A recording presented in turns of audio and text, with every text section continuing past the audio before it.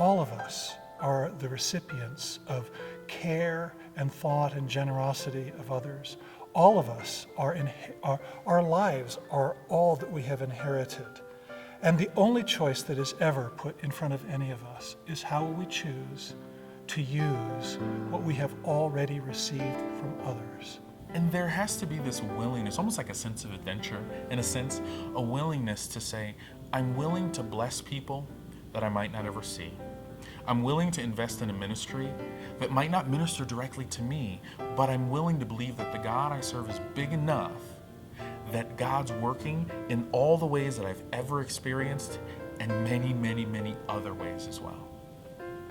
You know, the church will exist into the future, but I think it's important for all of us to have a part of that, to actually contribute out of what we were given.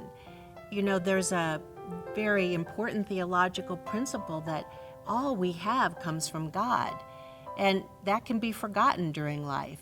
But this is a good opportunity to think about that and then to give back to God through the church so that the mission that was important will carry on. We're remembered by how generous we were in our life. Are we generous with our spirit, with our love, with our time? And certainly leaving a very tangible example of generosity in your estate plan is a great way to be remembered. None of us want to be forgotten after we're gone, and this is a permanent way to be remembered, especially in the context of God's church.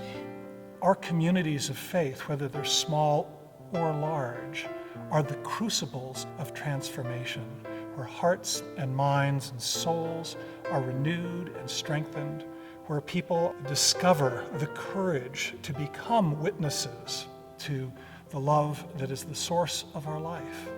Legacy gifts are a part of that, and a critical part of how we become agents of transformation, reconciliation, renewal, and healing in our world.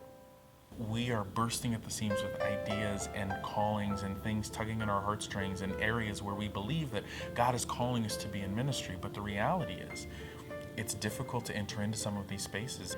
And so gifts like these allow us to dream.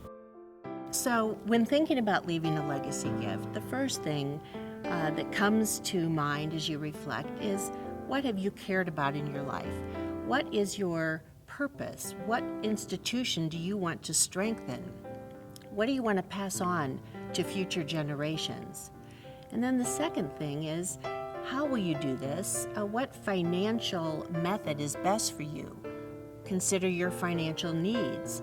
Who else do you need to care for? There may be a method that's actually better for you, that offers you some tax benefit, or is better for your family. So it's important to consider those. And then thirdly, go to a professional. Consult with your lawyer or a financial advisor so that you make sure that your intentions are fulfilled.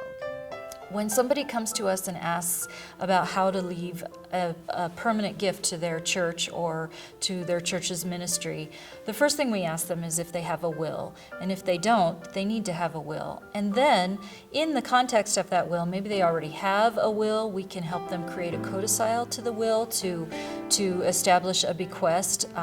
We can help them write their gift into the original language of the will. Sometimes people will come to us and they have funds that they want to give right now, and so we can create trusts or special planned gifts to help them realize their goals of giving now and also giving long into the future, long after they're gone. People can give gifts to support their interests, to support their faithful vision of what the world should be like beyond their lives. It really opens a door of opportunity for people. So, you know, if you're a person who really wants their life to affirm the lives of other people for generations and beyond, why wouldn't you give this way?